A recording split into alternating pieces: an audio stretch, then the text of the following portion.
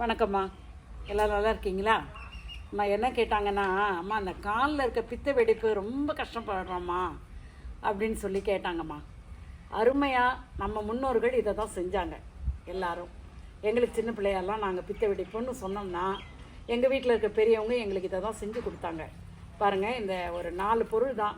இதை பாருங்கள், இதே மருதாணி இலையை எடுத்துக்கோங்கம்மா. பவுட்ரு வேலைக்காகாது.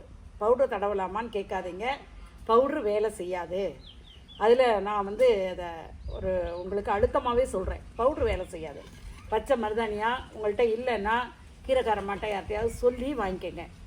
அதுக்கப்புறம் இந்த கத்தாழை இந்த மாதிரி ஒரு சின்ன பட்டை. அதுக்கப்புறம் இது பச்சை மஞ்சளை வச்சு நீங்கள் என்னென்னமா சொல்லி தருவீங்கன்னு கேட்குறீங்க. எனக்கு புரியுது. இருக்கிற வரையில் நம்ம அதை யூஸ் பண்ணிக்குவோம். பச்சை மஞ்சளை மாதிரி ஒரு அருமையான மூலிகை கிடையாது. அதனால தான் உங்களுக்கு இருக்கிற வரையிலும் பயன்படுத்திக்கிங்கன்னு நான் சொல்கிறேன். நல்லா ஒரு 5 கிலோ வாங்கி வச்சுட்டேன். இந்த பாருங்கள், பச்சை மஞ்சள், இது விளக்கெண்ணெய்மா, இது விளக்கெண்ணெய். இந்த 4 இன்க்ரீடியன்ட்ஸ் தான் கடுமையான பித்த வெடிப்புக்கு நமக்கு வேணும். கடுமையான பித்த வெடிப்பு ராத்திரி தடவிட்டு படுங்க, சரிங்களா? அதுக்கப்புறம் நீங்கள் பித்தம் போகிறதுக்கு எலுமிச்சை ஜூஸ் ஒரு 11 மணிக்கு ஒரு எலுமிச்சை ஜூஸ் கொஞ்சம் குடிச்சிக்கோங்க. அடிக்கடி டெய்லி குடிங்க எலுமிச்சை ஜூஸு, இல்லை நெல்லி ஜூஸ் குடிங்க. பித்தம் தணியறதுக்கு. உடம்புல பித்தம் இருக்கும்போது தான் அந்த பித்தம் அது வழியாக வெடித்து வெளியில் வரும்னு சொல்லுவாங்க பெரியவங்க. கால் வெடித்து தான் அந்த பித்தமெல்லாம் வெளியேறும் அப்படின்னு சொல்லுவாங்க. அதனால் நீங்கள் ஒரு எலுமிச்சை ஜூஸோ நெல்லிக்காய் ஜூஸோ நீங்கள் குடிச்சிக்கோங்க, நல்லா குடிச்சிக்கோங்க. அது உங்களுக்கு இன்டேக்கு, சரியாம்மா? இப்போ இந்த மருதாணியை இது உள்ளார போடுங்க. பாருங்கம்மா, அந்த குப்பைமேனி கூட ஒரு கைப்பிடி அளவு எடுத்துக்கோங்க. ஏன்னா இந்த காயங்கள் வெடிப்பு இதுக்கு எல்லாமே குப்பைமேனி ஒரு அருமையான மருந்து.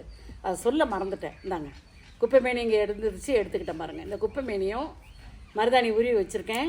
இதை பாருங்கள், இந்த குப்பைமேனி கொஞ்சோண்டு இதோட போட்டுக்கிறேன். இந்த ஜெல்லு பாருங்கள், கத்தாழை ஜெல்லு, இந்த பாருங்களேன், இந்த பாருங்கள், அரை ஜெல்லு கத்தாழை. அம்மா, சோத்து கத்தாழை தோலில் இருக்கக்கூடிய எல்லா வியாதிகளையும் போக்கக்கூடியதும்மா சோத்து கத்தாழை. இந்த பாருங்கள்,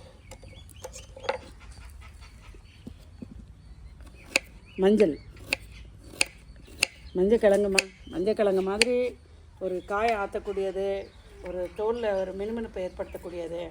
சோத்துக்கத்தாழை மஞ்சளும் சேர்ந்துச்சுன்னா நமக்கு அருமையான ஒரு வழிமுறைகள் இருக்குமா. இது உங்களுக்கு ஒரு 2-3 நாளைக்கு வருமா. இது ஒரு நாளில் தீர போகிறது கிடையாது, 2-3 நாளைக்கு வரும். இந்தாங்க, இதை போட்டு இதை மிக்சியில் அடிச்சுட்டு வந்துடணும். பாருங்கம்மா, அந்த கத்தாழை, மஞ்சள், மருதாணி 3ஐயும் அரைச்சிட்டு வந்துட்டேன்.